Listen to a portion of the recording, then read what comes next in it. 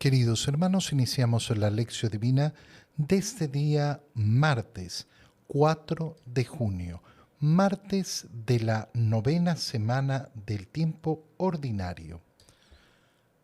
Por la señal de la Santa Cruz de nuestros enemigos, líbranos, Señor Dios nuestro, en el nombre del Padre, y del Hijo, y del Espíritu Santo. Amén. Señor mío, Dios mío, creo firmemente que estás aquí, que me ves, que me oyes. Te adoro con profunda reverencia, te pido perdón de mis pecados y gracia para hacer con fruto este tiempo de lección divina. Madre mía Inmaculada, San José, mi Padre y Señor, Ángel de mi guarda, interceded por mí. Continuamos en este día martes leyendo la segunda carta del apóstol San Pedro.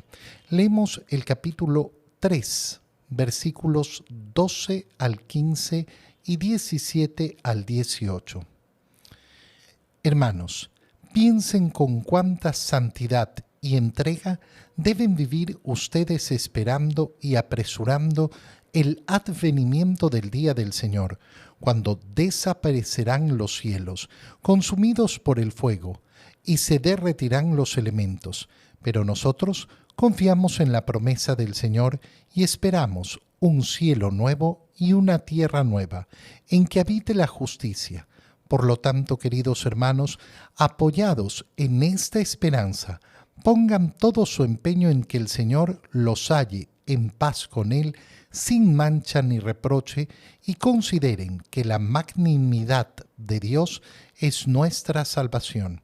Así pues, queridos hermanos, ya están ustedes avisados, vivan en guardia, para que no los arrastre el error de los malvados y pierdan su seguridad. Crezcan en la gracia y el conocimiento de nuestro Señor y Salvador Jesucristo. A Él la gloria, ahora y hasta el día de la eternidad. Amén. Las primeras palabras que escuchamos de la carta del apóstol San Pedro nos deben llamar muchísimo la atención. Fijémonos bien lo que está diciendo. Piensen con cuánta santidad y entrega deben vivir, esperando y apresurando el advenimiento del día del Señor. Aquí hay dos acciones y una llama muchísimo la atención. Lógicamente, ¿qué esperamos? El advenimiento, es decir, la segunda venida de Cristo. Esa es la esperanza cristiana. Siempre estamos a la espera de la segunda venida de Cristo. Pero dice San Pedro también, apresurando. Debemos vivir con santidad y entrega, esperando y apresurando esa venida del Señor, ese advenimiento del Señor. ¿Qué significa esto?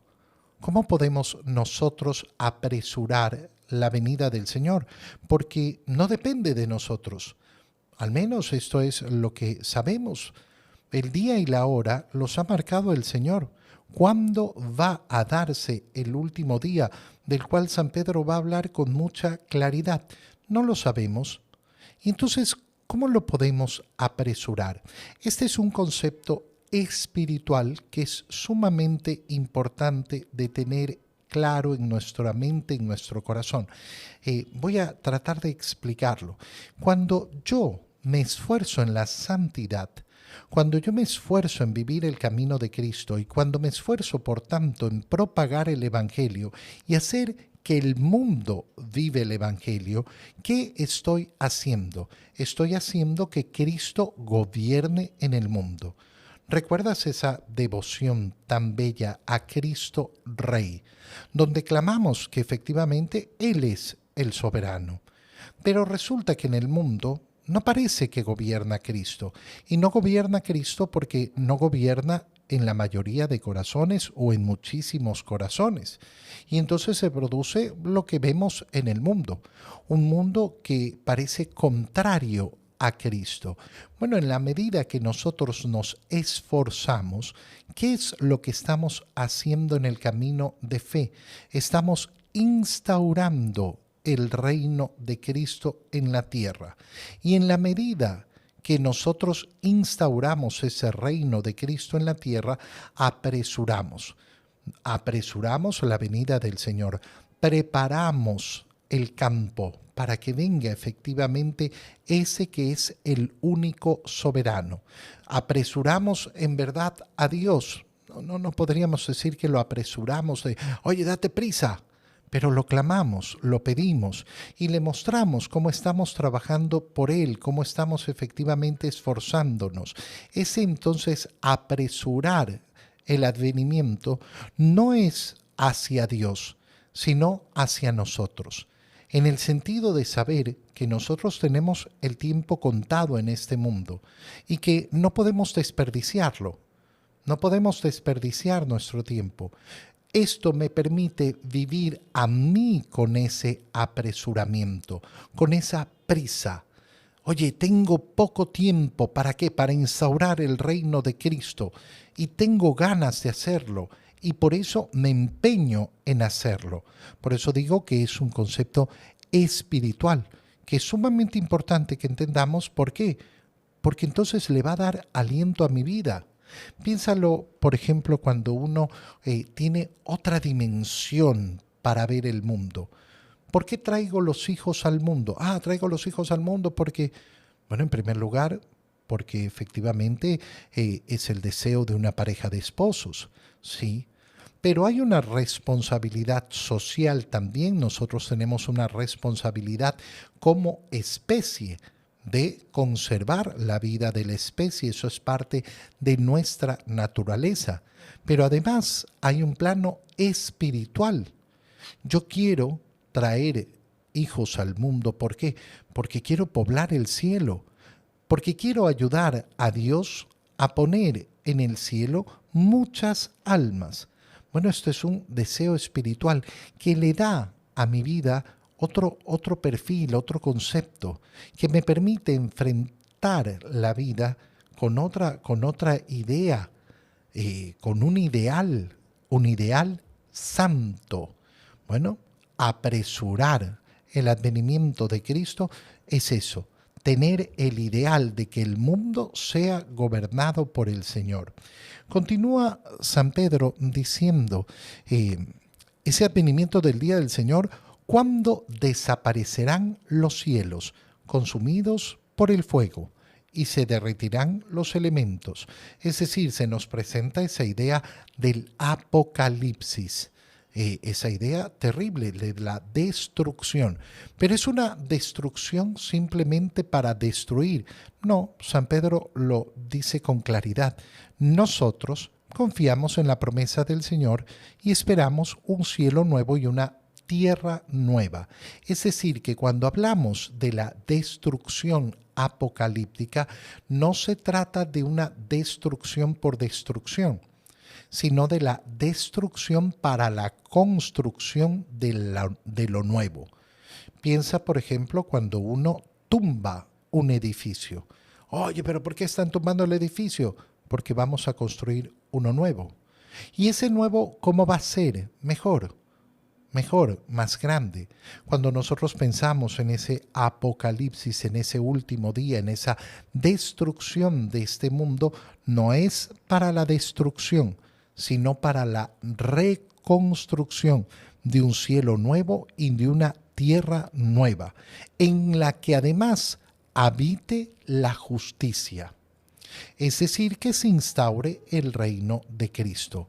Y por lo tanto, apoyados en esta esperanza, ponemos todo nuestro empeño para que el Señor nos halle en paz, sin mancha ni reproche. Es decir, contemplar el final no es para la amargura, no es para el miedo, como le sucede a muchos, sino que nos dice San Pedro, es ¿para qué? Para que vivamos con más ganas, con más intensidad, para que nos esforcemos más y consideremos la magnanimidad de Dios, que es nuestra salvación. Y entonces ya estamos avisados. Vivamos en guardia, porque el último día va a venir. Ya sea el último día de nuestra vida, ya sea el último día del mundo.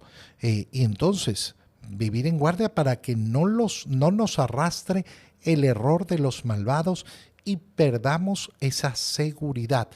¿Cuál seguridad? La única y verdadera seguridad. No la seguridad de la salud, no la seguridad de los bienes de este mundo, sino la seguridad que nos da la palabra de Dios, la promesa de Dios. Y por eso todos los días de nuestra vida tendremos que vivir buscando esa gloria, la gloria de Dios. En el Evangelio, leemos el Evangelio de San Marcos, capítulo 12, versículos 13 al 17. En aquel tiempo los sumos sacerdotes, los escribas y los ancianos le enviaron a Jesús unos fariseos y unos partidarios de Herodes para hacerle una pregunta capciosa. Se acercaron pues a él y le dijeron: Maestro, sabemos que eres sincero y que no te importa lo que diga la gente, porque no tratas de adular a los hombres, sino que enseñas con toda verdad el camino de Dios. ¿Está permitido o no pagarle el tributo al César? ¿Se lo damos o no se lo damos? Jesús, notando su hipocresía, les dijo: ¿Por qué me ponen una trampa? Tráiganme una moneda para que yo la vea. Se la trajeron y él les preguntó: ¿de quién es la imagen y el nombre que lleva escrito? Le contestaron: del César. Entonces les respondió Jesús: den al César lo que es del César y a Dios lo que es de Dios. Y los dejó admirados. Palabra del Señor. Nosotros conocemos muy bien esta parte del Evangelio porque son esas partes que se nos quedan grabadas automáticamente la primera vez que las escuchamos. Y es importantísimo darnos cuenta de la profundidad de lo que está sucediendo. En primer lugar, fíjate cómo los sumos sacerdotes, ¿qué ha ocurrido? Recordemos, Jesús ha llegado a Jerusalén, ha expulsado a los mercaderes del templo, le han preguntado con qué autoridad, no han querido responder a la pregunta de Jesús y Jesús tampoco les ha dicho con qué autoridad hace estas cosas. Y después les ha dicho la parábola de los viñadores asesinos, contando la historia de la salvación, el envío de los profetas de parte de Dios y cómo los mataron y los maltrataron y cómo envía a su propio hijo. Después de esto, claro, ellos han tenido miedo de agarrarlo, sabían que hablaba en contra de ellos, pero están ya con la pica, están con la vena en el ojo. Y entonces los sumos sacerdotes o los escribas y los ancianos, ¿qué hacen? Aquellos que habían recibido de Jesús esta parábola, aquellos que no han podido contestar a la pregunta de Jesús, envían a unos fariseos y a unos partidarios de Herodes. Parece que no se nos dijera nada, pero se nos está diciendo una cosa tremenda. ¿Por qué? Porque los fariseos y los partidarios de Herodes no eran amigos, no se aguantaban unos a otros. ¿Y por qué no se aguantaban unos a otros? Porque Herodes era un rey en Judea que no pertenecía verdaderamente y no tenía la potestad de ser rey. Era un rey que había sido puesto por César, es decir, por ese imperio romano, es decir, por ese poder externo que gobernaba Israel en ese momento. Los fariseos son hombres muy rigurosos que quieren cumplir la ley y hay muy buenos fariseos. Recuerda que San Pablo es fariseo. No es que todos los fariseos van a ser malos, sino que tienen muchos ese deseo de vivir la profundidad de la ley. Estos fariseos no aceptan a Herodes y entonces no aceptan a esos que defienden a Herodes como rey. Sin embargo, tienen un enemigo común. ¿Y el enemigo común quién es? Jesús. Y por tanto son capaces de ser enviados juntos para preguntarle. Y ahí la segunda parte, para hacerle una pregunta capciosa, no una pregunta sincera, no una pregunta verdadera, no una pregunta con el deseo de conocer. Maestro, sabemos que eres sincero y que no te importa lo que diga la gente. Cuando una persona comienza a hacer una pregunta así, ¿Qué es lo que está haciendo? Manipulando. Está manipulando la respuesta. Está buscando manipular el modo en que va a responder la persona. Esto no es una manera sincera de preguntar.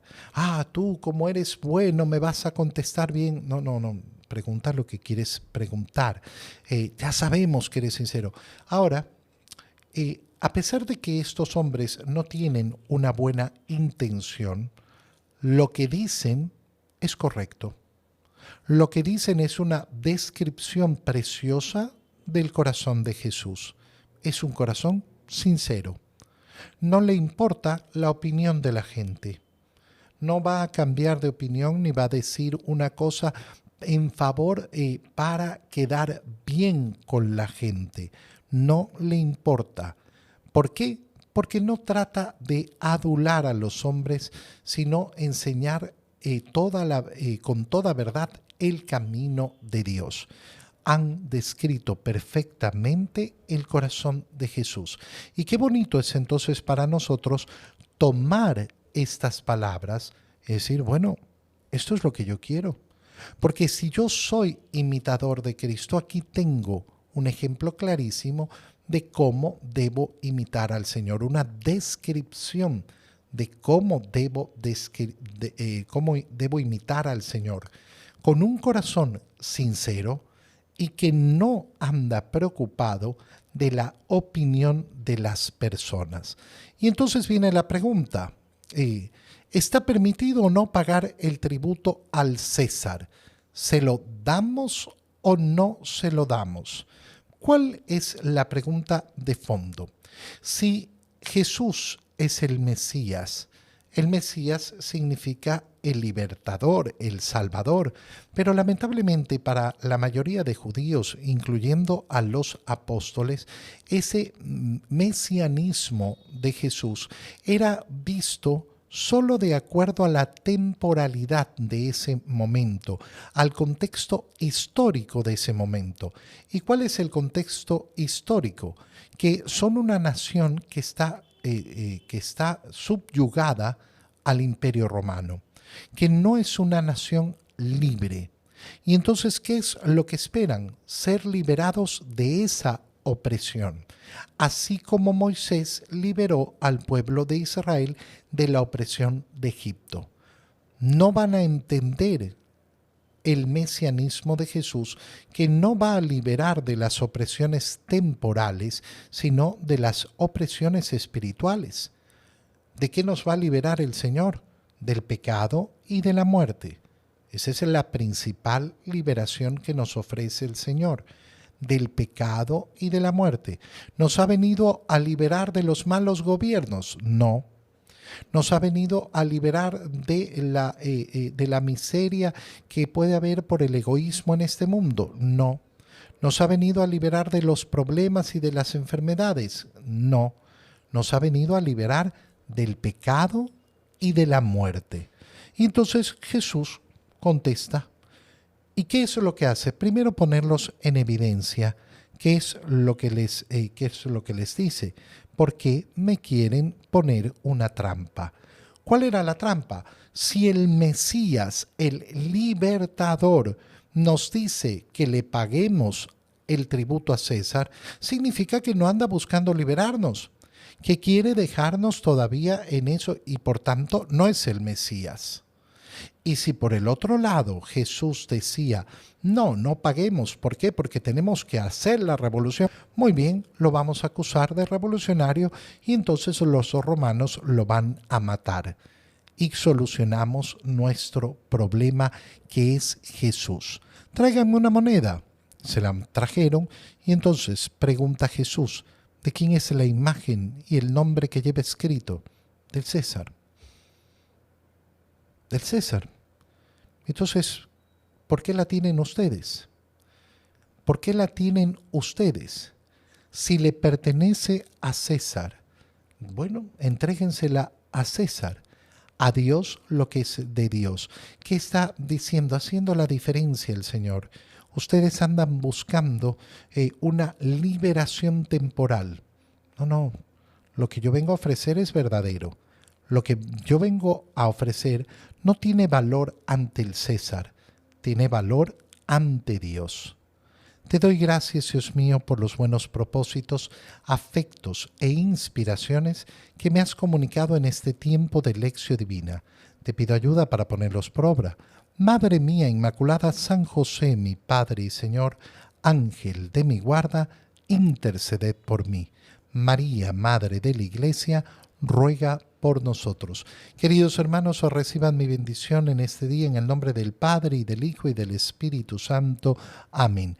Un muy feliz día para todos.